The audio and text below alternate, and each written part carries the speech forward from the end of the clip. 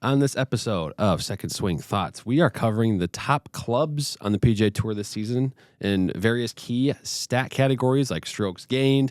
And of course, there's proximity to the hole on approach shots or sand save percentage and a whole lot more. Harrison Arnold joins for that discussion. We'll also look into face angle in this episode with, of course, our master club fitters diving into face angle and what that means for club fitting. So that and a whole lot more in this episode of Second Swing Thoughts.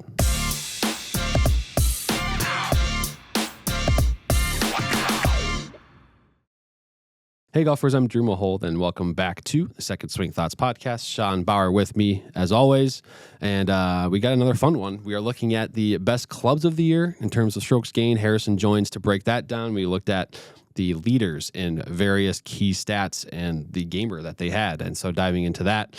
And then also we bring back our fitters for a discussion on face angle and another kind of key component in club fittings and how it kind of triggers some things in our fitters' brains when they see face angle in those first few gamer swings. They see a face angle way closed or way open. They know right away there's a few key steps they have to make. Yeah, absolutely. Looking forward to that conversation, and hope you all had a good Thanksgiving holiday and a long weekend, hopefully. If you didn't, then at least you survived it. And a little bit of a weird time in the golf season. It's kind of like a dead window almost. Obviously, things picking back up here this week. With the Hero World Challenge, you have the Australian Open. So kind of getting a few tournaments here and there, and that's kind of where we're going to start off the turn here. Well, we'll get there in a little bit, but starting off the turn, the only thing really going on in golf was the skins game. Obviously, an event they kind of brought back. It used to kind of be a classic series where they get a bunch of big-time players. They held it on Black Friday. I didn't watch a ton of it, to be honest with you. I watched shots here and there. Yeah. I did see some ribbing from Shane Lowry, kind of, burying a putt right on top of Keegan. That was my highlight of the tournament, I think, or the event.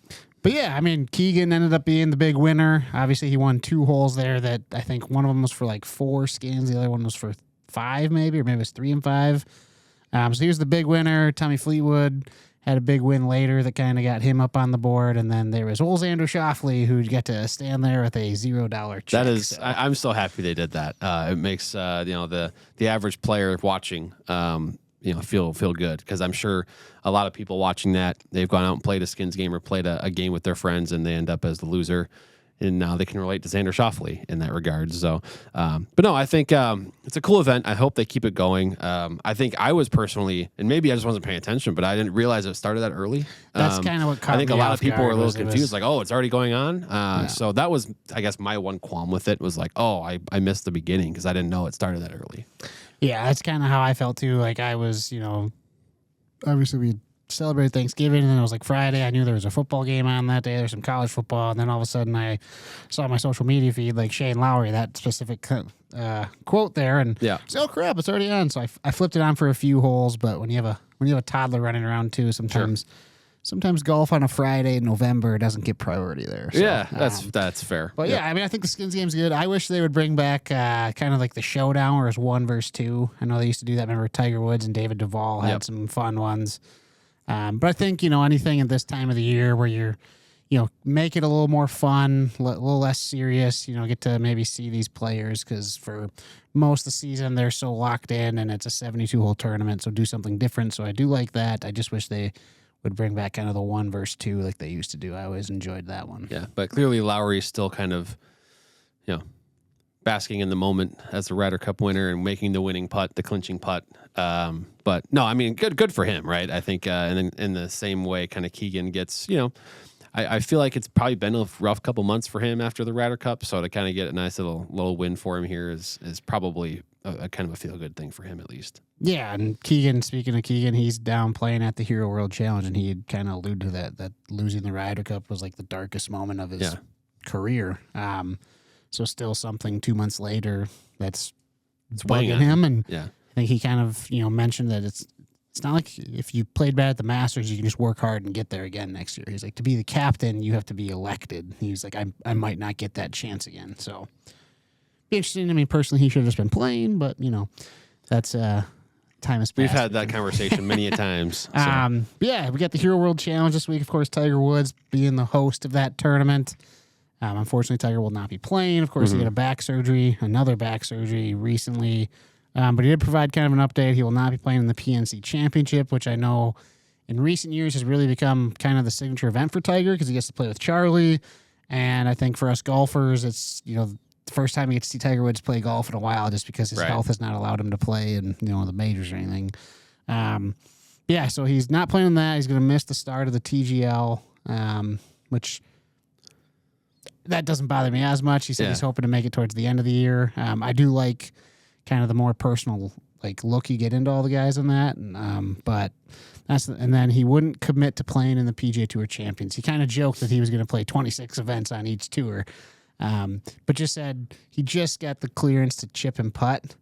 So he's like, I have to get healthy before I consider anything. Which is fair. And I think I'm curious how the PGA Tour, handle that if he commits to playing on the Champions Tour, because I think there was some concern and some rumblings. Was it a few weeks ago? Like, would the PGA Tour Champions events overshadow the regular PGA Tour schedule if a guy like Tiger Woods shows up and plays, for example, the Sanford International, right, in Sioux Falls? I think that'd be fun for, the crowd in Sioux Falls that we're both familiar with. But, would that event then, in terms of TV ratings and demand for commercials and that whole thing, that would change the entire dynamic of the two tours, basically. So there's a lot to unpack there, but ultimately I want to see him play in it, but I think, as he knows, and obviously we know, the health is going to be the number one priority for a while here. Yeah, I mean, I would love for him just to play on the Champions Tour. It seems crazy to think that Tiger Woods is 50, but just to play on that tour,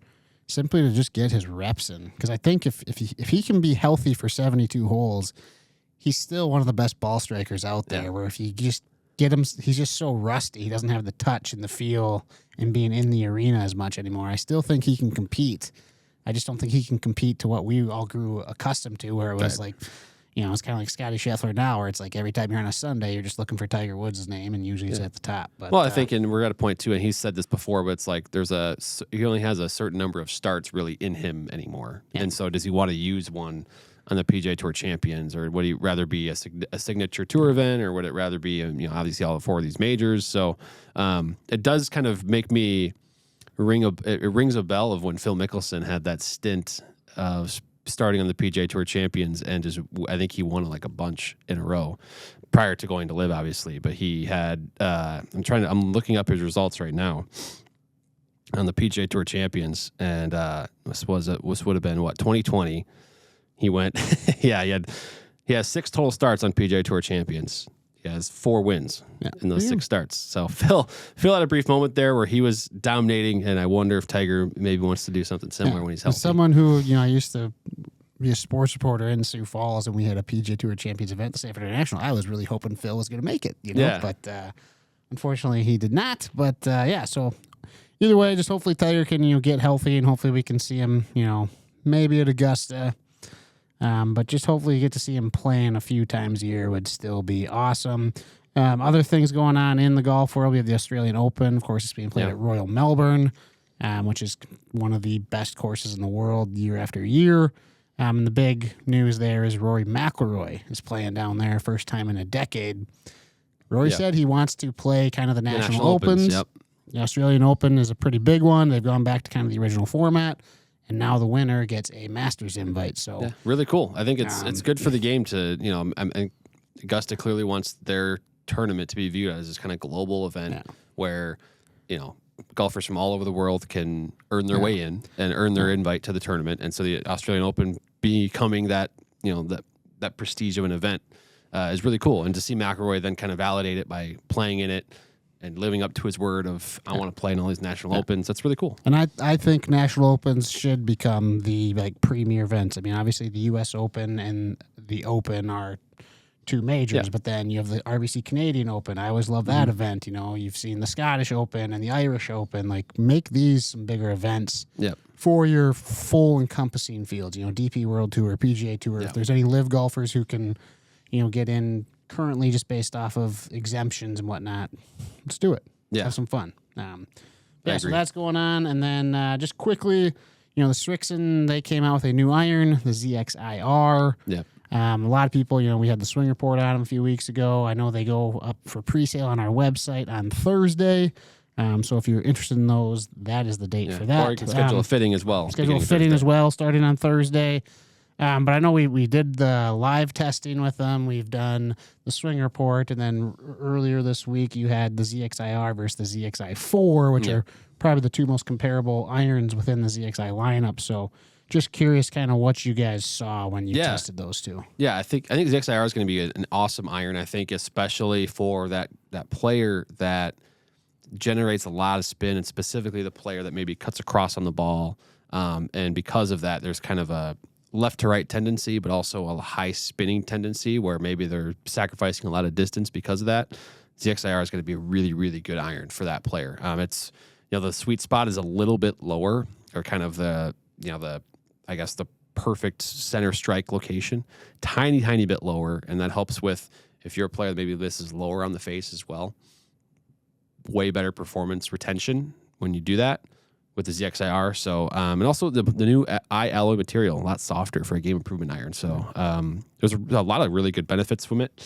I think it's really good iron. It's going to be a really fun one to see how it progresses this year. Yeah, and I think so many people had thought, ZXI4 was Srixon's game improvement iron, but they kind of call the ZXI4 or the 4 Series kind of their player development iron, where the ZXIR is truly their game improvement, and then the HL version, of course, being their super game improvement. Yeah, so we did see a pretty significant 300 to 400 RPM difference in spin between the ZXI4 and the ZXIR. So there is performance differences there, though they are kind of built in a very similar sort of shape and size, if you will. Yeah, so golfers, Thursday, you can pre-order those. Thursday, you can get fit for those. So keep an eye out for the Srixon ZXIR irons as they kind of kick off launch season here in December.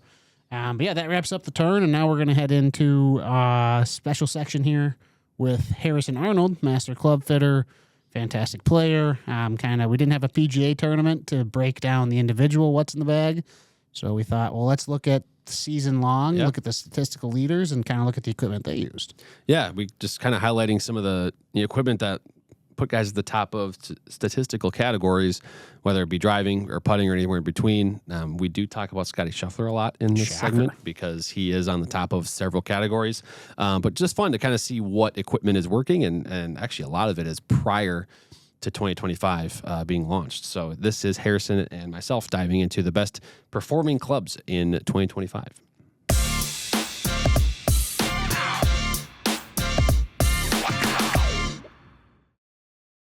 And we now welcome on the Second Swing Thoughts podcast. It is Harrison Arnold, and we're talking equipment on tour. Of course, there wasn't a PGA Tour event this past weekend, but we're still going to highlight some of the best equipment on the PGA Tour. We're actually kind of rounding out and recapping the 2025 season here by the best performers in various categories, and then kind of looking at the equipment that they played.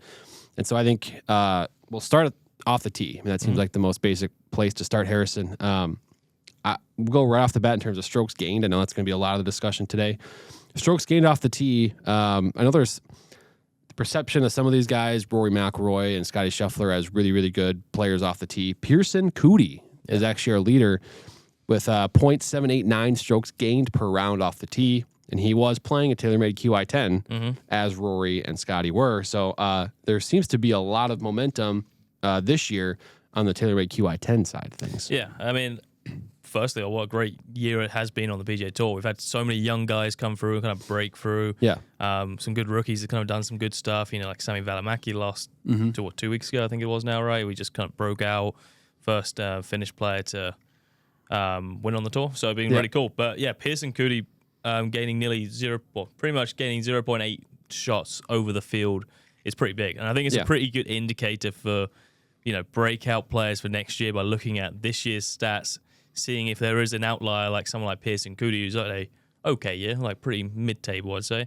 But he's led this stat, so kind of shows like if he kind of figures some other things out in his game, he's going to have a really big year next year. Yep. And he said he stayed in that QI10, which has been extremely popular amongst the tour players. McIlroy's played it, Scheffler's played it. So there's clearly something that the QI35 is not allowing some of these high-end ball strikers to really game it, right? Yeah, I think Fleetwood is maybe one of the kind of only big name TaylorMade staff guys to really put that one in play and prefer it over the QI10.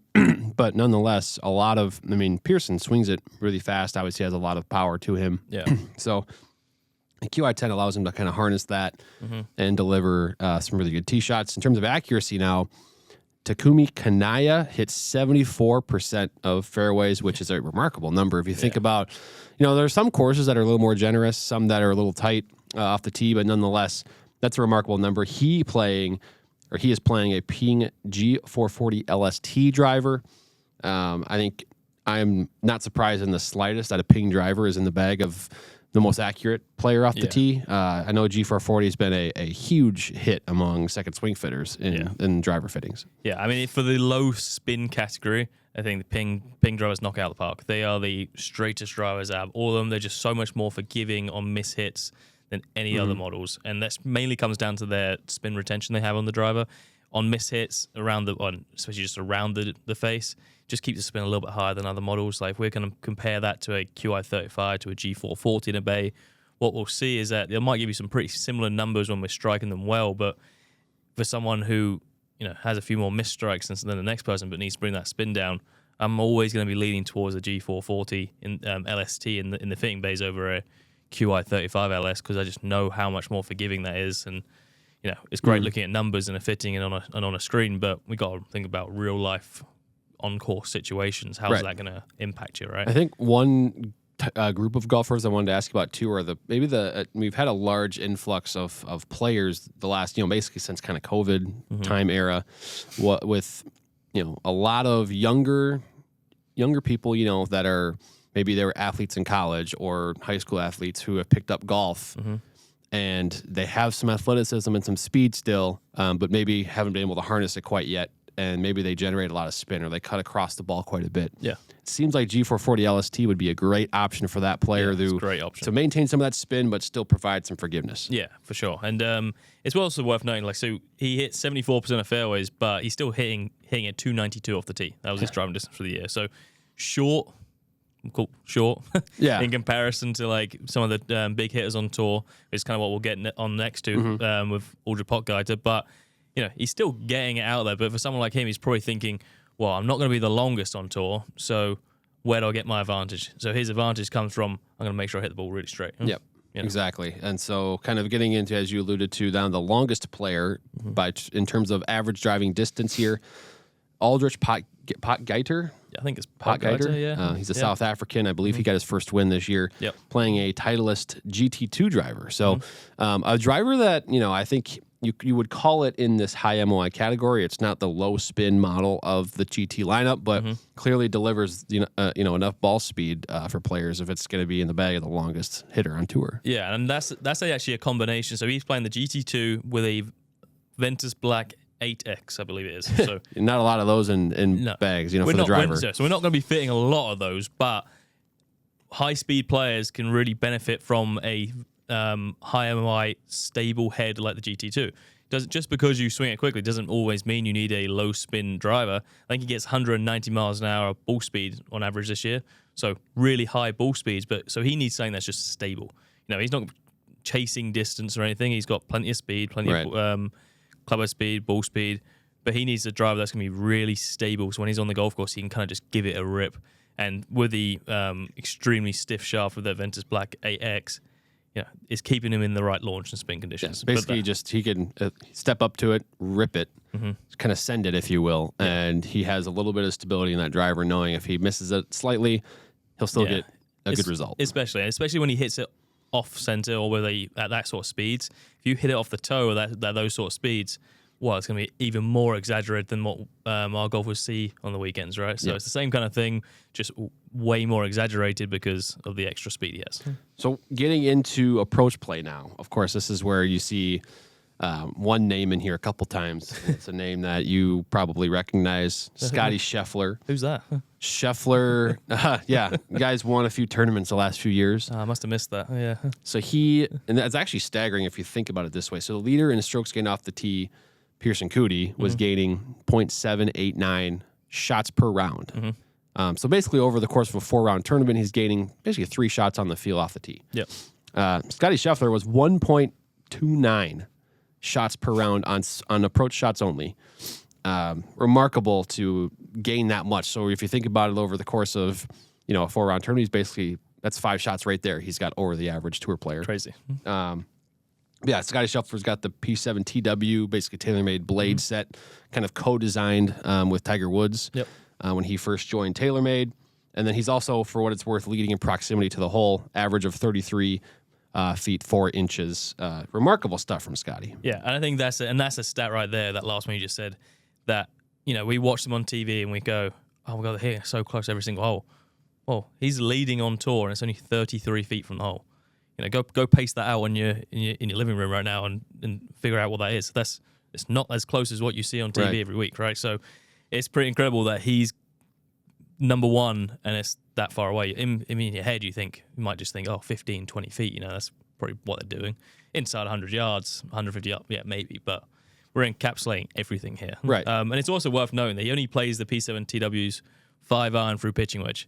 He plays that 7-wood as his 4-iron, right? Yeah. So if we're kind of telling people in fitting bays, I know there's been a big narrative recently of 7-woods, 9-woods, 11-woods, we're all pushing to get rid of the long irons but there's a reason for it. If the best golfer in the world isn't using a 4-iron, not to say it's the perfect for everyone, right? But if he's not doing it and you got Ty Fleetwood and people not doing it, well, maybe we should at least give it a try. Yeah, there's certainly putting to rest the idea that you can swing too fast to have a 7-wood or a 9-wood in the bag. I mean, if Tommy Fleetwood, I think he's number 3 in the world now as of us recording this. He can play a 9-wood in the bag.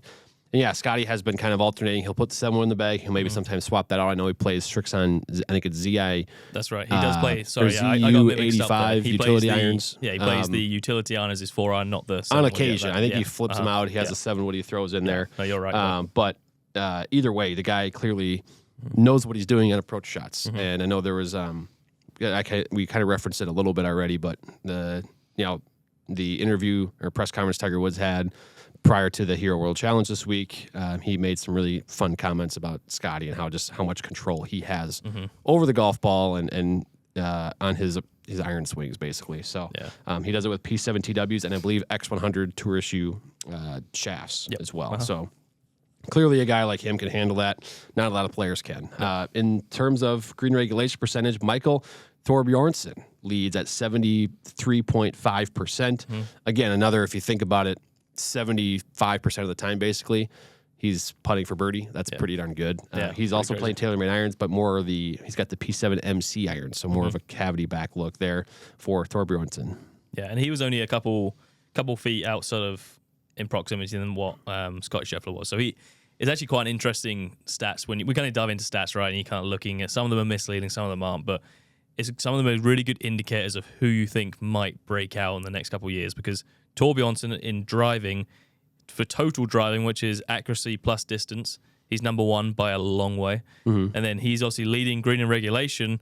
And so tee to green, he's leading a lot of different stats.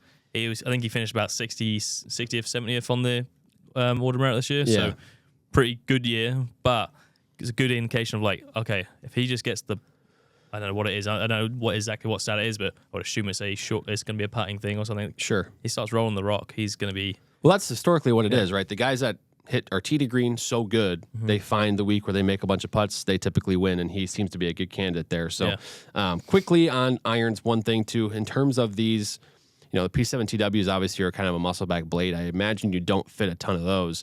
I guess what would be the type of player for P7 MCs or irons similar that you would maybe look to in a fitting to dial somebody in with that type of iron? Yeah, so P7 MC is always that iron where you want the feel and the precision of a blade, but you want to get a little bit of forgiveness on some of those mishits, right?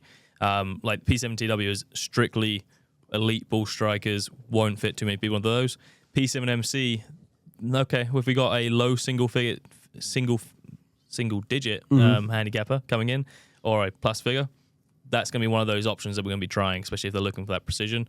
But I wouldn't say this. You can't use it if you're a 10 handicap. Yeah, we might just want to use it for the pitching wedge 9-iron, sure, 8 the kind of the bottom of the iron set. And then we can kind of combo that set. So I would say it's out of the realm for everyone not to use them, but I would say it's definitely for the better player. Sure. So getting into the short game now. Again, we have a player who's kind of leading in multiple categories here. Matteo Manacero. He had a superb year as far as short game is concerned. In terms of strokes getting around the green, .611 per round. Yeah. Led the PGA Tour, and then scrambling, which, again, a stat that makes sense to be leading in both if you're tremendous with your wedges. Yeah, they marry up to each other. At 68.9% scrambling. He has a set of Vokey wedges in the bag. Did basically a 50 and 54, F grind on the 50 degree, S grind on the 54, and then it looks like a custom WedgeWorks lob wedge, which seems to be the case for a lot of these tour guys. Yep. Basically get the exact grind that they're looking for with their lob wedge. But nonetheless, clearly works for Matteo Manacero. Yeah, so Manacero is a great story of someone who was a great breakout as a kid. Yeah.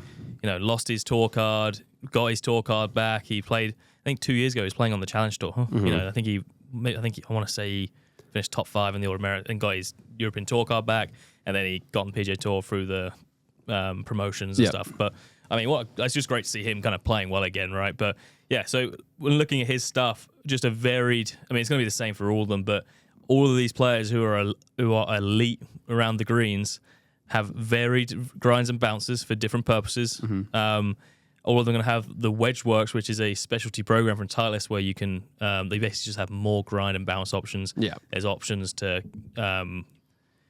sort of dial in the exact grind and take some heel relief, exactly exactly how Manacero would use his lob wedge. They'll build a grind that's exactly perfectly ideal for it, and they can build that for different turf conditions.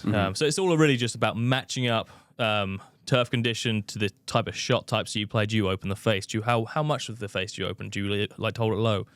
By using a WedgeWorks wedge like this, they can really dial in all these things.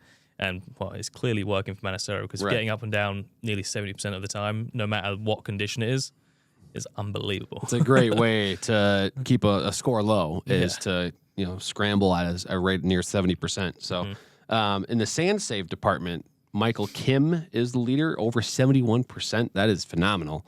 Yeah. And he has SM10 wedges in the bag as well. We got a clean sweep for Vokey as far as leaders in wedge game is concerned. Also, he has a custom WedgeWorks kind of grinded 60 degree. I think one thing just to know, I'll get your perspective on too, is just how using bounce when it comes to sand shots is important and the technique of it. And, why, for example, I don't think Michael Kim has this grind specifically, but so often, Vokey or Titleist reps will tell us their K grind is kind of their bunker club because of the way it's designed. So can you kind of just enlighten a little bit on why more bounce or a wider sole can sometimes be advantageous in the bunker? Yeah, for sure. And especially in soft sand, the wider the sole is going to be easier for us to get through the sand. It's going to make it essentially just way more forgiving. You don't have to make perfect contact. The more width there is on that sole, it's going to be easier for us to kind of navigate some of those turf conditions and kind of get through the turf. Interesting, when we look at this, I'm just going to kind of move on to the next one because I think it kind of encapsulates both of them, is scrambling from the rough. Again, guy called Scotty Scheffler, whoever that is, at 69.23%. He's also got a 50 and 56 sort of middle bounces. Then he's got that WedgeWorks 60 again. So all three of these players who are leading the tour have all got a specialty wedge that's made for them just through the WedgeWorks program. But that one that Michael Kim is using is the 60 minus L, which is a low bounce lob wedge, has some heel and toe relief. So essentially it's the same thing with Scotty Scheffler. He has the 06K WedgeWorks. Sure. So both of them are wide sole but low bounce. So what that really means is that they grind off at the bottom so they can kind of use it in tight lies, but they're going to get the forgiveness of having that wide sole. And it's interesting, these two stats are kind of like penalty areas, right? They're in the sand or in the rough. Yep. So having that wider sole is helping these players to navigate some of these worse conditions and sort of figure out how can I really maximize what I'm doing here. Yeah, it is remarkable that Scheffler can be that good hitting his approach shots, and then he has the class around the greens from the rough to lead the tour in that scrambling as well. And as you mentioned, for all these guys, it's getting a variety of bounces and grinds in the bag, but then also understanding how they use their highest lofted wedge and building it to fit exactly what they do. So now let's get to the flat sticks, the performance on the greens, in putting. And we have a player that's going to be listed here twice. Sam Burns leads the way in strokes gained putting per round, nearly 1 stroke per round. I'm also just going to jump to his stat here as well in terms of leading make percentage inside 10 feet. That's nearly 91%, which is a phenomenal stat. Now, again, as we were talking before hitting record, that does include tap-ins and you know, it's a little bit misleading. But it is worth noting that, I mean, that's a high percentage of putts made inside 10 feet for Sam Burns. He uses an Odyssey AI1 7S putter. What have you seen from the AI1 series from Odyssey as a whole? Obviously, the 7S has that kind of unique shape to it, the sort of almost wings, if you will, behind the heel and toe. What have you seen from the AI1 series, though? Yeah, I think mainly it's like, I mean, it's very classic Odyssey shapes, right? So everyone kind of leans towards one shape or the other. And we've always talked about getting the right shape for the alignment and to what you see. But that face insert's been really good. It's been really responsive, and it just gives that really classic Odyssey feel. I mean, I would say for someone like Sam Burns, he's been playing that shape for a long time. So, and he's one of the best. He's always been one of the best putters in the even when he's an amateur. Is incredible. So, I mean, I think for him, it's more so just sort of progressing through and kind of building it to basically building the same putter just in the new models. Right. I mean, it's the Odysseys with their kind of, I mean, Odyssey is a big time leader in the putting space, if you will, with equipment. And kind of transitioning to the next stat here is Harry Hall, who led in putts per round, was the leader there. White hot insert. Yep. Where he went back to, that seems like they kind of brought it back with White Hot OG. So many players still game White Hot OG or a White Hot insert with kind of maybe a custom prototype putter. Yeah. It's been around for a long time, and it seems like players just love kind of the soft but responsive feel it has. Yeah, I think tour players especially, I think Minwoo Lee kind of does the same thing too, where they have a certain alignment, like the O-Works has the sort of two-tone colors on there, and that alignment might suit his eye really well. So he's like, you know, I really like the alignment piece of this, but can you change the insert? Because I really like the feel of a White Hot insert, because it's known for just being a lot softer and a little bit more responsive. So he's clearly done a lot of testing and gone, okay, well, I aim it really good when I've got these things, but if I just go to the O-Works version of that putter, I lose the alignment lines, and I don't aim it quite as well. So, okay, well, let's marry up the two things. Right. Something that we can't do in our fittings very often, right? But, I mean, I wish I could, but that's why the tour players are doing it. And at the levels that they're playing at, like, you kind of, the afford smallest to do that, right? changes can make the biggest difference for someone like Harry Hall, who leads in a very important category there.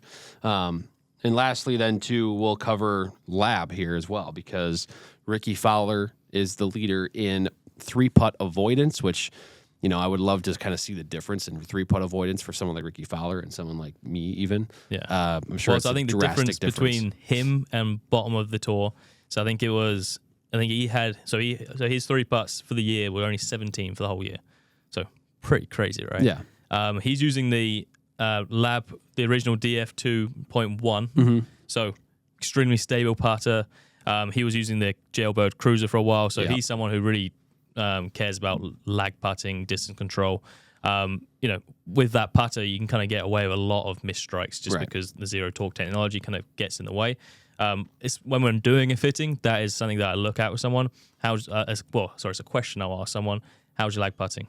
Oh, it's a bit hit or miss. Well, maybe let's look at a cruiser option, or let's look at a DF 2.1, or like something on those lines, a bigger head, maybe it's counterbalance, maybe it's a longer grip.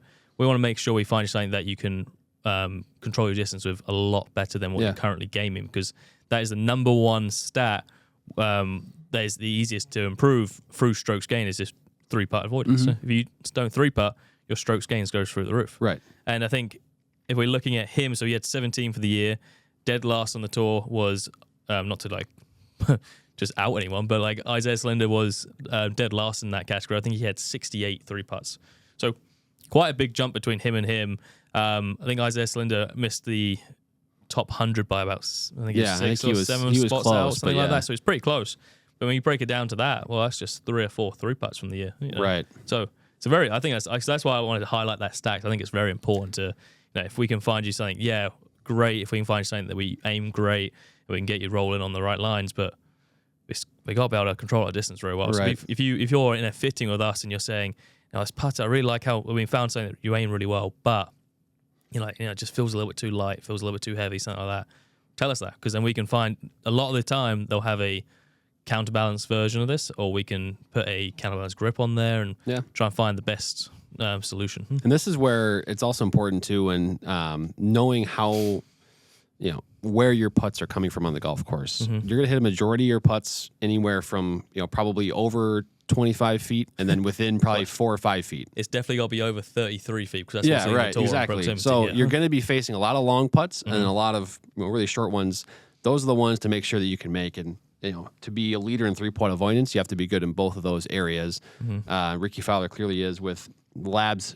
The DF 2.1, interesting there. It's an older putter model for it's still lab so popular. standards, but still popular. We got a bunch from a second swing, and I know there's going to be potentially some more fun stuff from Lab in the future coming. That'll be really exciting. So when it comes to PGA Tour leaders, we kind of covered the bases there. I think overall it was fun to see this year, but you can kind of get there was a mix of kind of new stuff that was new for 2025. But also a lot of it really was prior to 2025. I'm looking through the list here. Very few of them actually were launches in 2025. So to see players thriving with, stuff that we would call used or, prior generation, it's kind of fun to see. Yeah, and you can get fit for all of those. You can. With us. So. You can. Go get a fitting at Second Swing for any of the items we talked about here. Ultimately, these guys are getting fit at a world-class level because they're playing world-class golf, but we can offer a tour-level fitting for you at Second Swing. Harrison, thank you for joining us and breaking everything down. Of course.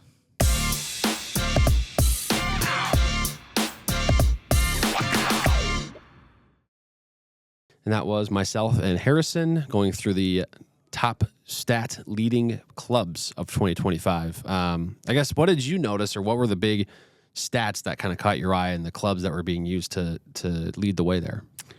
Well, Sam Burns, putting inside 10 feet, 90-some%. It is crazy to think about that. And I know that includes tap-ins, but that also, if you 2-putt from 10 feet, that counts as well. So, it balances out. That's unbelievable. As you kind of saw with a lot of the putters, it was mallets. Yeah. Which we've seen the trend with more players putting them in, and the proof is kind of in the pudding there. That they work.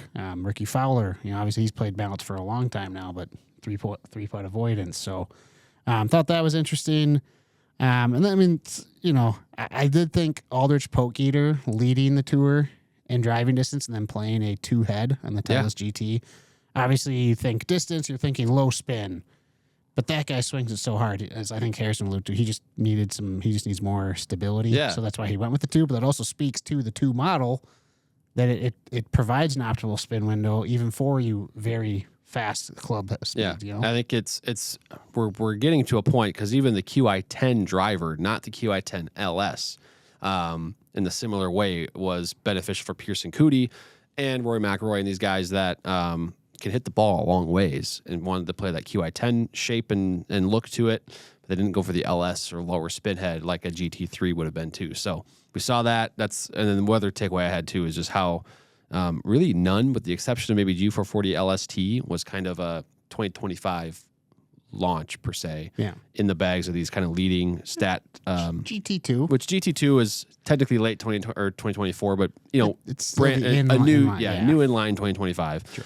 But still, I think it's these guys are using what works. Doesn't have to be the brand new thing to get into the bag for a lot of these categories and players. So with that said, we can jump into face angle now. Yeah. Harrison and Jake Montgomery, this is kind of the 3rd installment. There's 5 total. They're kind of breaking down some specific metrics that we use in fittings and how they play the role in the fitting and how they help the fitters determine what route they're going to go in terms of the clubs. And this week's topic, of course, was face angle, which, in my opinion, is one of the most, if not the most important thing at Impact, because it kind of determines where everything goes. Yeah.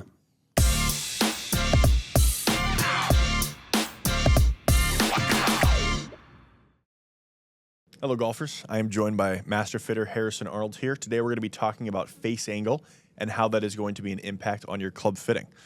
So first of all, just kind of inform the golfers out there, what is face angle? How does it contribute to a fitting? What is it causing the golf ball to do? Yeah, for sure. So face angle is just how that face is presented at impact. So on our TrackMan systems that we use, if it's a negative number, that'll mean that face is closed to your target, so left of your target for a right-handed golfer. And if it's a positive number, it'll be open to your target. Yep. So really all face angle is how that is. It's just going to control the start direction of the golf ball. Yeah, and face angle is really, really important when it comes to determining dynamic loft, which is how much loft is actually applied at impact. I can give someone a 12-degree driver, and one person's dynamic loft might be 15 degrees, another person's might be 7. So when you leave the face open, you are creating more loft on that club. That dynamic loft is going to be higher. You're going to see more spin. You're going to see a higher launch angle. When that face is closed, you're going to see lower launch, lower spin. That is reflected here in the data as a closed face spin rate was around 2,200 RPMs and an open face was at 4,200 RPM. So we're seeing 2,000 RPM difference just from the face angle changing from negative 4 degrees or closed 4.2 degrees to open 5.5 degrees. Yeah, and that's and I think the next thing to kind of look at when we look at face angle, how does it affect the ball flight? How does it affect the loft on the face? How does it affect your spin rates? We look at the open face, again, adding a little bit more spin. If you leave the face open, well, we see it all the time on the golf course. You leave it open and block it out the right. Gets a bit stuck in the wind, lose a lot of yardage. Well, that's because there's a little bit more spin. When we have that face closed, it starts to fly out the air, and those duck hooks that we tend to see on the golf course, right? Yeah. That's because when the face is closed, you're going to be losing spin and lose a lot of control. Yeah, as an elite level golfer yourself, kind of talk to me about how face angle control really kind of almost determines the level of golfer that you're going to be. Yeah, I think that's everything. Face club awareness is everything. If you can't figure out how to get that face back to square, and square is very relative to your path, then you're going to struggle. Right? So you need to figure out how to get that face back to square to your path as often as possible. If you can't do that, then we may need to work on a few things. I think a great drill for doing stuff like this is, and this is something that you could actually do at home, is literally just putting a alignment stick or even just an old golf club 10 yards in front of you and just hitting chip shots at that stick, seeing how many you can actually hit the stick with. Build it up to 50-yard shots, 100-yard shots, whatever it is.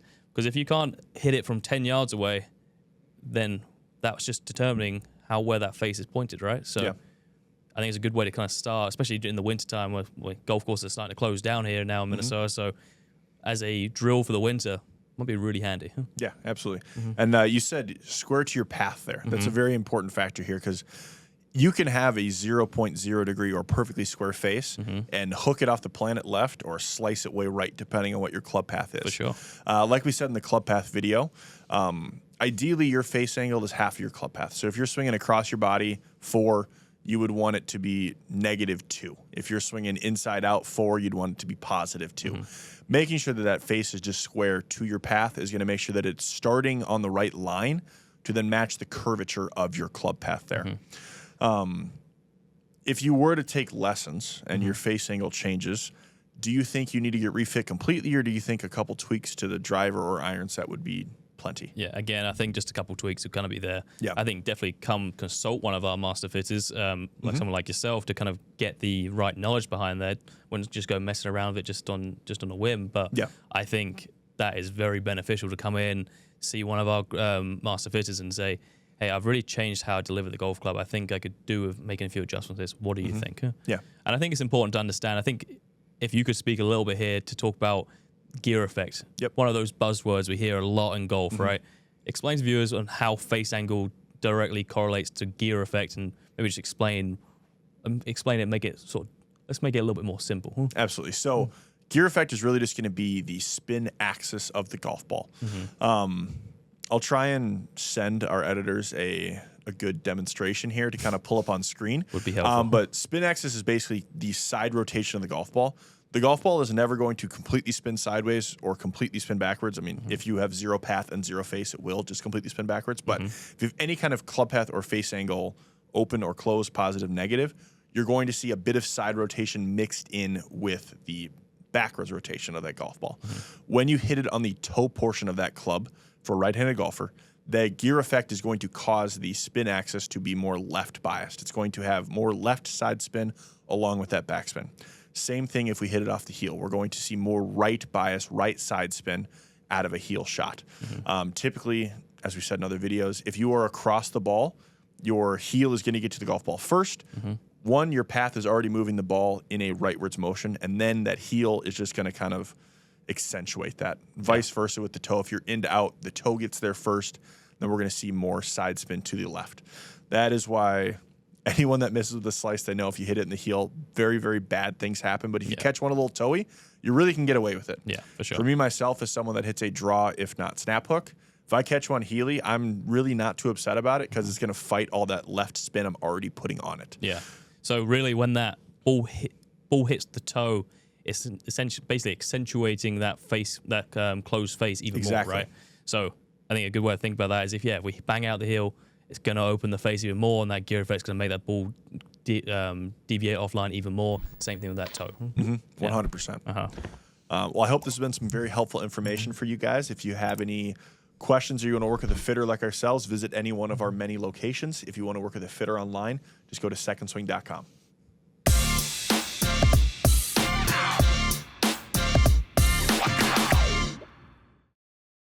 And that was the face angle discussion with Jake and Harrison. Again, it's a very important component. I mean, I think if you're coming into a fitting and you get your face 6 degrees shut, there's not that it's impossible to work with, but there's a certain way our fitters will take that fitting. They'll take it a certain direction, give you equipment, and adjust the loft and lie in a certain manner to make sure you're hitting the ball solid, but also that they can get that ball straightened out. Yeah, and your face angle, I mean, you can be open, but based on your path, that could, impact, and Jake kind of talked about that when they were talking about club path, is that, your face angle can be square to your path, but if your path is coming inside out, it could be a little different, but it's square to the, what I'm saying?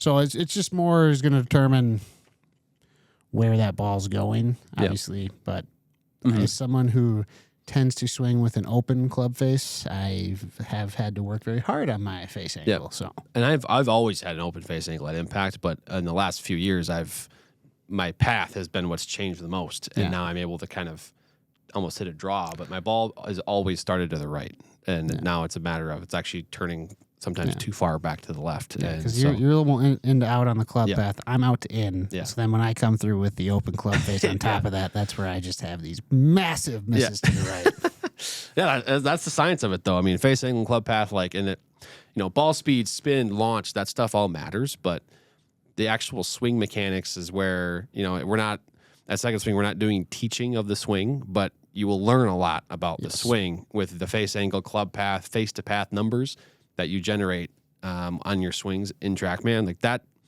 we're not going to teach you how to fix that stuff, but it's going to tell our fitters what to do and what equipment to maybe set you up with. Yeah.